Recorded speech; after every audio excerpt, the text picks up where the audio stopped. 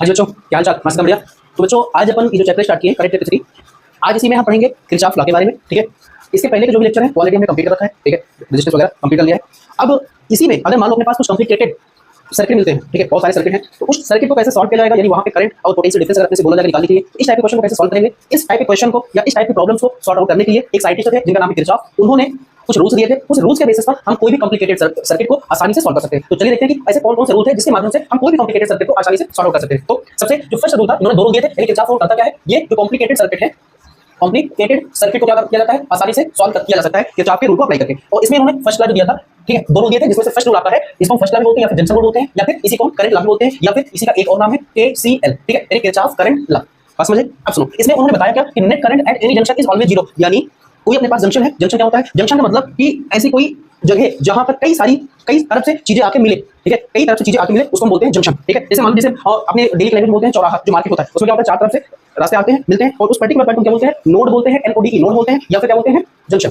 ठीक, अब लेकिन यहाँ पे क्या बोला जा रहा है कि जो नेट करंट होगी क्या होगी, जीरो हो जाएगी हमेशा। अब इसको देखो, जैसे मान लो क्या हो रहा है, कोई पॉइंट है, यहाँ से क्या हो रहा है, हर एक डायरेक्शन से करंट यहाँ पे आ रही है, हर एक डायरेक्शन से यहाँ पे करंट आ रही है और इस पॉइंट पे मिल रही है। ठीक, उसके बाद आगे की तरफ या आपका I1 I2 और या आपका I3 है, I4 आगे निकल रहे हैं। इसका मतलब जो किरचॉफ है, इनका जो फर्स्ट लॉ है, इसके अकॉर्डिंग जो नेट करंट होगी किसी भी सर्किट पर, किसी भी जंक्शन पर, वो क्या होगी, हमेशा जीरो होगी, और जितनी करंट आएगी उतनी करंट बाहर जाएगी। यानी उन्होंने क्या बताया था, इनकमिंग करंट इक्वल कितना हो जाएगा, आउटगोइंग करंट।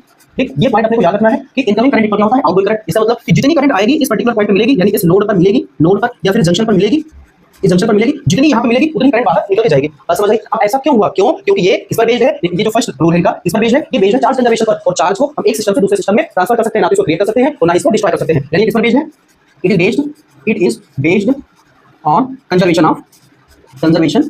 Of charge.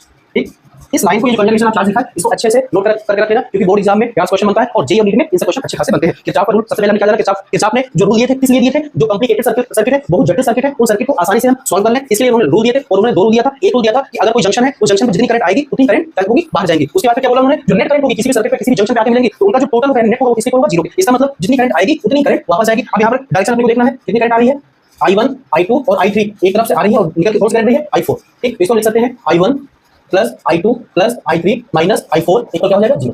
ठीक, ये बात समझ लिया। ये था आपका फर्स्ट लॉ, जो कि फर्स्ट लॉ किस पे डिपेंड करता है, कंजर्वेशन ऑफ चार्ज पे। कंजर्वेशन ऑफ चार्ज पे डिपेंड करने की वजह से ही ये क्या नहीं होता है, जितना आता है उतना निकल जाता है। क्यों? क्योंकि चार्ज को ना तो हम क्रिएट कर सकते हैं ना ही डिस्ट्रॉय कर सकते हैं, बल्कि इसको एक सिस्टम से दूसरे सिस्टम में ट्रांसफर कर सकते हैं। ओके, ये चीज आपको आई होप समझ आ रही होगी। अब वीडियो को पॉज करो, नोट करो, इसके बाद आते हैं किरचॉफ का जो सेकंड रूल है उसको।